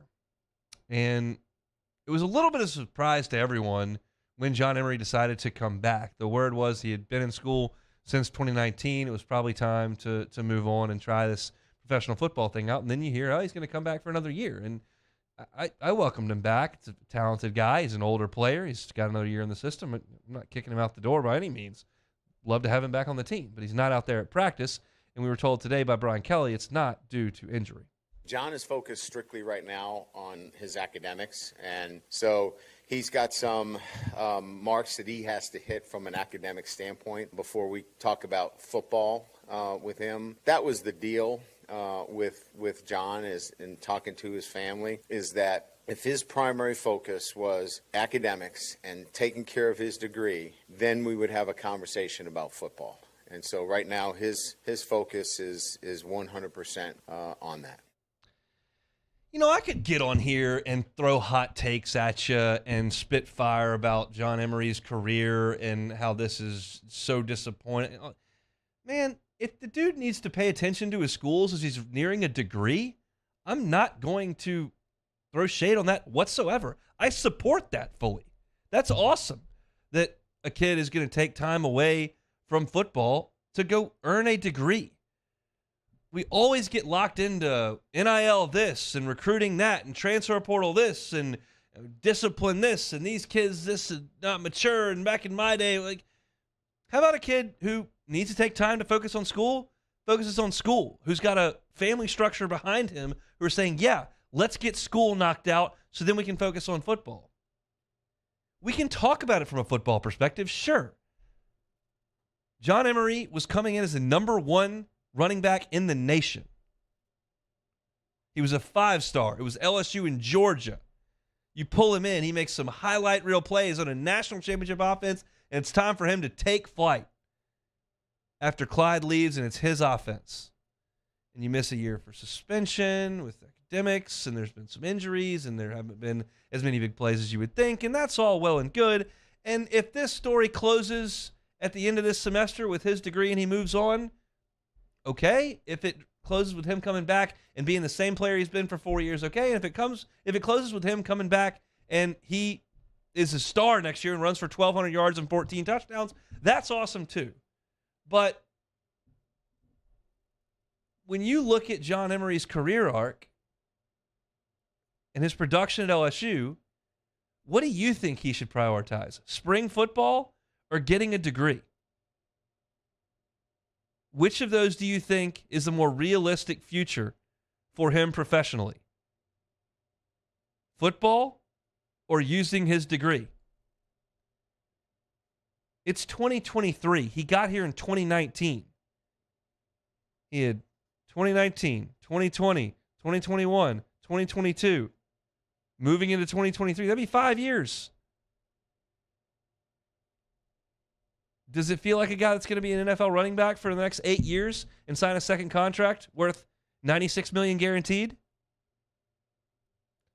Or does he guy need to focus on school and not necessarily be out there in spring football, where I just told you at the top of the show that it's not necessarily the most high energy, vital work that any fifth-year senior player has ever gone through. You've heard former players talk about spring football. By the time you get to your third year, unless there's some kind of brand new system or a position switch, you kind of got it. So I don't know any details on this. I don't know if he's struggling in a single class. I don't know if he's struggling in a couple of classes. I don't know if he's failed to go to some classes and there needs to be some sort of, intervention on that end to get, I don't know any of it. All I know is, from what we were told on its face, Brian Kelly said, we'll talk about football, but we sat down with his family and he needs to focus on academics. That sounds perfectly reasonable to me. Probably be more fun if I got in here and were like, this kid is just 5-star bust, can't get in the class. I don't know any of that, man. I know this is a kid that wanted to come back and play football another year, and it sounds like he came back and the family said, let's get the degree straight, and then we'll focus on football. Seems pretty reasonable to me. Call me crazy. Yeah, it's more fun to sit here and talk about 5-star running backs contending for the Heisman Trophy and being 1,500-yard rushers that win 11 games. That's what we as a whole care about, and that's why people listen to this radio station, for the football aspect of it. But there is another aspect of it that oftentimes isn't as much fun to talk about and can be frustrating to talk about from the outside. Doesn't mean it's not the right thing to do. Just my 2 cents on the situation. Still more SEC basketball to come. If you missed it, Mississippi State beats Florida in overtime. Gators had a 3 in the air to win it, but Mississippi State survives. They moved to 21-11 on the season. They will live to play another day up in Nashville and may very well live to play another day a week from now when the NCAA tournament cranks up in earnest. We shall see. The other games that are set to take place today, Ole Miss and Tennessee are warming up on the floor right now. Vols, a disappointing 11-7 in league play this year, did not get the double bye, and Ole Miss 3-15, obviously have parted their ways with Kermit Davis. It's a 12-point number. I can see a situation here pretty quickly where Tennessee, if they come out with the effort level that they should, and they come out and play the game the way they should, they can hold Ole Miss to 21 points in the first half and get them to say, all right, that's enough. How many guys on Ole Miss's roster are already thinking about the transfer portal? How many guys on Ole Miss's roster are already thinking about spring break? Multiple. Is that fair? Tennessee's got games to play next week. They can break this Ole Miss team tonight because the talent level is a huge disparity, and Ole Miss can struggle to score at times. Tennessee can make people really struggle to score. I like the Vols laying the 12. I think they can handle their business against Ole Miss. In the night session, early game, Arkansas is playing Auburn. I think this is the most interesting game we've seen thus far in the SEC tournament. Arkansas disappointing 8-10 for a team with top 5 preseason aspirations. Auburn probably punched their ticket with that win over the weekend against Tennessee. That, I think, is enough. 10-8 in SEC play, 20-10 overall. Do I think losing to Arkansas would be a great thing? No, I don't. Do I think it would be like losing to LSU or Ole Miss? No, I don't. I think Auburn is okay. I think they've got enough good wins. I think they've got enough wins, period. I think their standing in the league is in a good spot. So I think this is just a heck of a ball game. And you're going to get really good guard play here. Arkansas, needs to continue to keep Nick Smith rolling. I feel like a lot of times when I'm breaking down these games, I talk about some of the same things, but that's because I've watched enough of these teams to know what their heartbeat is. And Arkansas is very much Nick Smith Jr. They are a totally different team, a transformed team when he starts making threes. I'm looking at an Arkansas team that went through some stretches early in SEC play that were absolutely brutal to watch. They scored 57 points on LSU.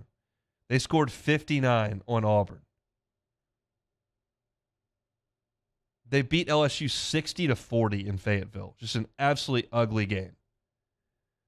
And now you get your scorer back, and you see scores like 97 on Georgia, 83 on Alabama. Scored almost 80 on Kentucky. Now, the Tennessee game didn't look as good.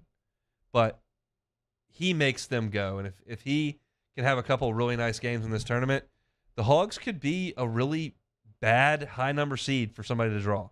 If they're an 8 and a 1 gets them, if they're a 9 and a 2 gets them in the second round, that could be not good because they will be as talented 1 through 5 as some of those highly seeded teams. So I think that's a fascinating game between Arkansas and Auburn. I like the way that Auburn has played the last 2 games, so I'm going to take Auburn, the higher seeded team in this one. They are catching 3 points. I will take the 3 points with Auburn and move right on forward with them. So those are my picks for the Southeastern Conference. I got Tennessee laying the 12, and I've got Auburn catching 3 this evening before LSU and Vanderbilt, where I already guaranteed you that LSU was going to win. So really not even need to sit down and watch that one. It's just going to be an LSU domination in Nashville this weekend, tonight. We'll talk about it all coming up on tomorrow's show. Very excited for tomorrow's show. We'll preview LSU and Stanford baseball, a little bit more LSU spring football talk. Got some more SEC tournament to react to as well, and some thoughts on the NCAA tournament. Just a lot to get to this time of year. So pumped to sit in this chair every day from 1 to 3, and thank you for making us part of your day. We'll come back. We'll play some Take It or Leave It. We'll get on down the road on a Thursday. It's the Hunt Palmer Show. This is Hunt Palmer. Our listeners fire off their opinions on the jimsfirearms.net hotline at 499-1045. Keep listening for your next chance to shoot us your thoughts with the jimsfirearms.net hotline on 1045 ESPN Baton Rouge. There it is, the extra mile, on the border of expected and extraordinary for those willing to go further, like vans customized for work or play, with safety and tech to keep you connected. Supported by a 5-star sales, service, and finance team. And backed by the 1-star you know. So go the extra mile. It's never crowded because so few have what it takes to go there. Mercedes-Benz Vans. Gulf Coast Office Products is a nationally recognized Savin office equipment dealer based right here in Louisiana. Over 100 employees strong, Gulf Coast has the boots on the ground to support all vertical markets from education, engineering, legal, and finance. With the latest in office technology from desktop to production segment units, Gulf Coast and Savin have the perfect fit for you. Call 225-756-2644. That's 756-2644 for Gulf Coast Office Products. At Auctioner, we know healing is a team sport. That's why we've partnered with world-renowned orthopedic surgeon Dr. James Andrews to create the Auctioner Andrews Orthopedics and Sports Medicine Institute. Whether you're a professional athlete or a weekend warrior, our team of specialists are dedicated to getting you back in the game. So whatever your reasons are for reaching your personal best, we've only got one. You. Auctioner Andrews Institute. Long live you. I've been doing business with Luba for 25 years. They're dependable, trustworthy. It's just the attention to detail with our clients. Our folks have years and years of experience. They're highly trained professionals. But many companies have that asset. What I'd like to think makes Luba a bit different is that we use those talents in a way that truly is dedicated to serving the needs of the folks who depend on us. I had to leave my parents. I had to move schools. I don't know anyone here. Everything keeps changing. Why is this happening to me? I'm sure glad you're here. Change a child's story. There's a child in foster care waiting for a volunteer like you.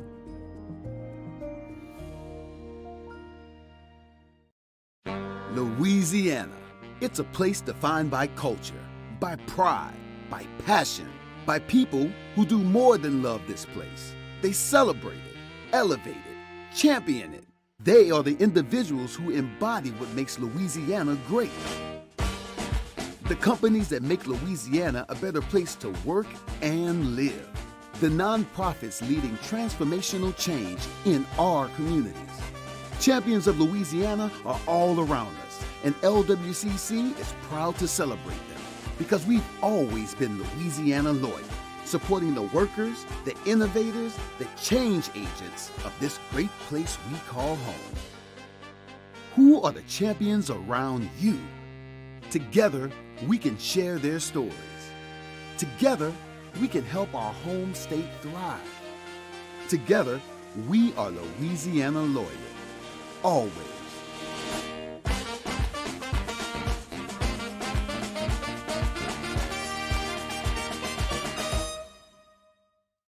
Hi, I'm Brandon Landry, founder and CEO of Water. Hi, my name is Dr. Craig Green. This is Ryan Terrio with HUDCORoofing.com. Hey, it's Matt Moscona. No matter how big your commercial roofing job, HUDCO can help. My patients come to me because they trust that I can get the job done at a high level. Ryan Terrio and Richard Tilley have the same. Charles Hannigrove join us for the Friday edition of Handy Time. We start with Jimmy Ott's Game Time at 10 a.m. from Rafino's. Doug Thompson is with us to talk LSU baseball. Shay Dixon from On 3 with us to talk LSU football. Handy Time, noon weekdays, 104.5 ESPN Baton Rouge.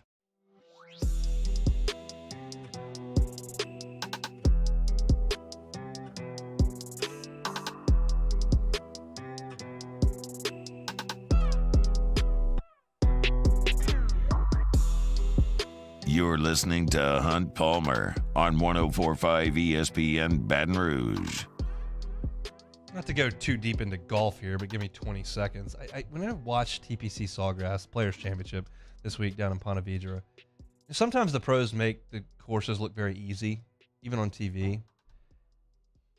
Even though they're hitting great shots, I just look at Sawgrass and it looks ridiculously difficult. I'll get down there one day and it'll destroy me and I'll shoot 150, but it just looks so hard. Pete Dye built it for this tournament to give those guys some issues. And I'm not even talking about the 17th. That looks like child's play compared to some of the holes these guys are playing. It just looks really, really difficult, which is why it's so impressive that you see Chad Ramey shot 64 today, 8 under. Colin Morikawa, 7 under in the clubhouse as well.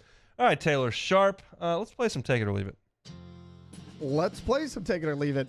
Okay, head coach Bill Self will miss Kansas's quarterfinal game against West Virginia due to an illness. The Jayhawks are in trouble without Self. Take it or leave it.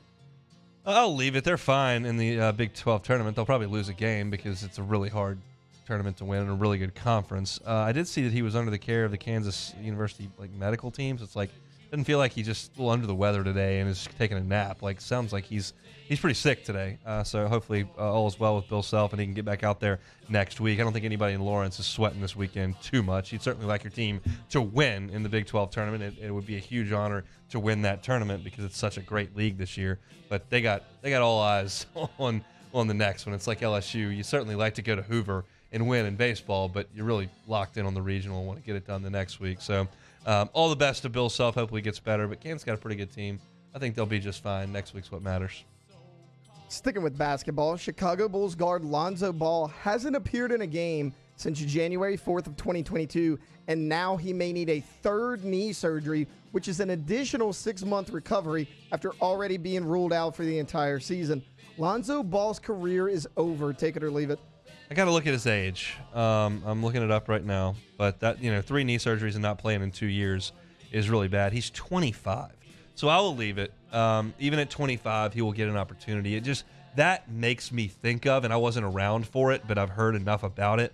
That makes me think of Randy Livingston, who was just such a dynamo at the high school level, and just after the knees just gave out on him, he wasn't able to be the player that he once was and was projected to be. And he played really well in his college and professional days, but not to the level that everyone thought he was ascending to. And Lonzo Ball is not going to be out of the league at 26 years old, I don't think. He's a talented guy. He's a great ball handler. But I think it is reasonable to say that any expectations that Lonzo Ball would grow into a top 4 or 5 point guard in the NBA, you can put to bed with the start to his career and then with what has gone on with the knees. It's just sometimes your body just doesn't cooperate, and that's a real bummer.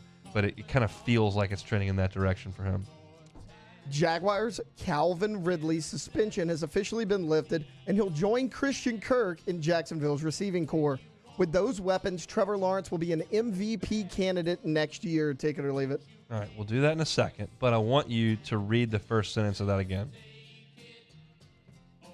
Just read it from the start. The first sentence. I'm getting to a point here. Jaguars, Calvin Ridley suspension. Okay, Jaguars. All right, that's what I want to hear. Because I was talking to the morning show today, and I put in the chat when they were talking, because Hester is full speed ahead on calling Jacksonville's NFL team the Jaguars.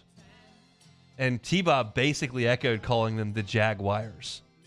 And it's Jaguars. Jaguars. It was scratching my ear canal when Hester and T-Bob were saying it earlier this morning. And it sounded like you said Jaguars as well. But I think you said Jaguars. Well, I apologize for scratching your ear canal if I did. No, Hester did it this morning. He knows, and he's proud of it. He's like, yeah, that's how I say it. I'm a redneck. That's what we're going to say. And I'm more power to him. It's more of a me problem. But you just look at that word, and it just doesn't say Jaguar. It's Jaguar.